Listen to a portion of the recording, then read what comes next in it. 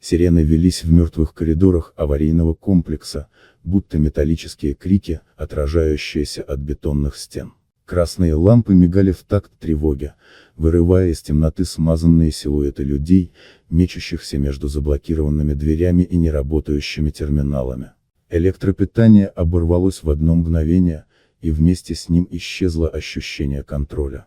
Сотни сотрудников научного центра, привыкшие к точным алгоритмам и надежности систем, оказались в ловушке собственных технологий. Инженеры и техники пытались оживить реактор, вводили команды в ручные панели, перезапускали контуры, но протоколы не срабатывали, словно сама станция сопротивлялась их усилиям.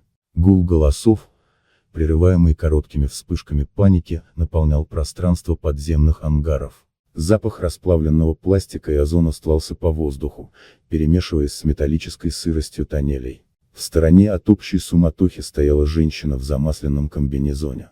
Ее считали обычной уборщицей, тенью на фоне белых халатов и военной формы. Никто не обращал внимания на то, что ее взгляд был слишком сосредоточенным, движения слишком выверенными для человека, будто случайно оказавшегося здесь. Эмма Харпер когда-то носила титул доктора наук и вела собственные проекты, но после конфликта с руководством ее имя исчезло из научных отчетов, а должность сократили до фиктивной.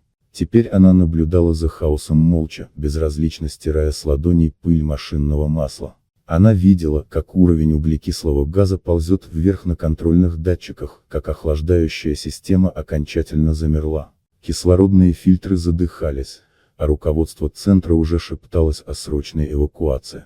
Но эвакуация означала смерть, шлюзы подземного комплекса запечатывались при обесточивании, и воздух наверху был уже заражен выбросами. Эмма знала причину. Сбой не был случайным.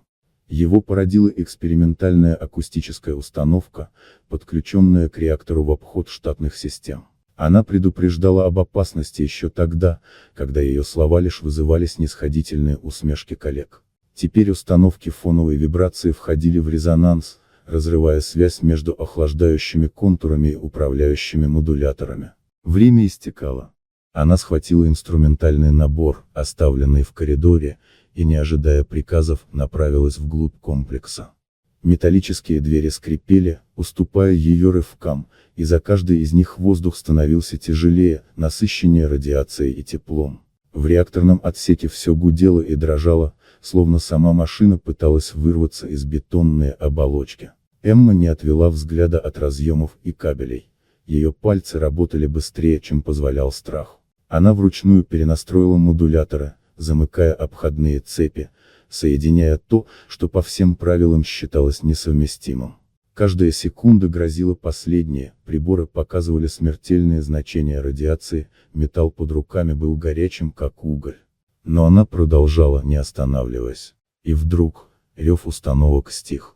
Тишина была короткой, как удар сердца, а затем ожили системы, загудели насосы охлаждения, вспыхнули лампы, экраны заполнились зелеными индикаторами.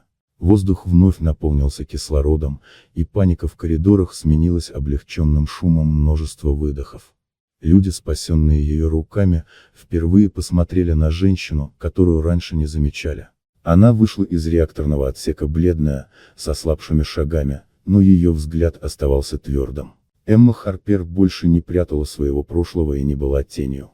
В Сан-Диего ее имя стало символом неучтенной силы, которая однажды остановила катастрофу. И отныне никто уже не видел в ней просто уборщицу. Вот такая удивительная история. Дорогие друзья, если вам понравилось видео, поставьте лайк, а также подписывайтесь на канал, впереди еще много интересного.